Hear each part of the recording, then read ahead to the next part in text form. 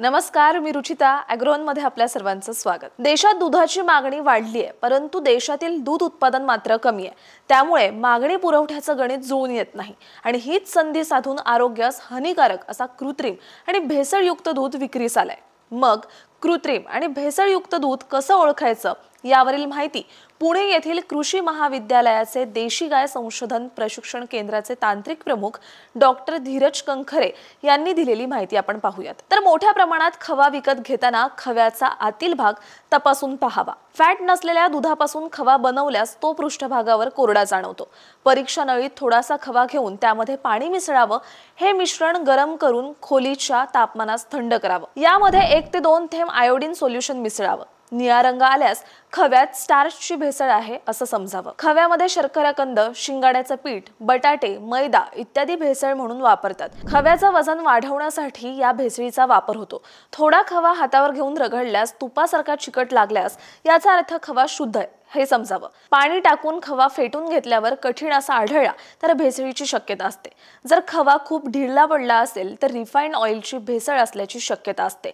लोण्यासारखा मुलायम जाणवला तर खवा शुद्ध आहे असं समजावं। खव्यात थोडे सल्फ्युरिक ऍसिड, साखर टाकल्यानंतर निळा किंवा गुलाबी रंग आढळल्यास खव्यात वनस्पती तुपाची भेसळ असल्याची शक्यता असते। सर्वसाधारण तापमानाला खवा काही दिवसच टिकतो। पिंडी खवा सर्वसाधारण तापमानाला म्हणजेच 30 अंश सेल्सिअस 4 ते 5 दिवस, तर दाणेदार धाप खवा 3 दिवसापर्यंत टिकतो। खव्याच्या निर्मितीत हातवळणी दरम्यान स्वच्छतेकडे लक्ष द्यावं। पॉलिथिन बॅग मध्ये खवा पॅक केल्यास आणि 37 अंश सेल्सिअस तापमानाला साठवल्यास 4 ते 5 दिवस चांगल्या स्थितीत राहतो। पॉलिथिन मध्येच 7 अंश सेल्सिअस तापमानाला 25 ते 30 दिवसापर्यंत टिकू शकतो। काही जण पाण्यामध्ये युरिया, सोयाबीन तेल, मीठ, साखर, skim milk powder, glucose powder, caustic soda इत्यादी मिसळून कृत्रिम दूध तयार करतात। अशा दुधाची चव प्यायल्यानंतर शेवटी थोडी कडूसर जाणवते।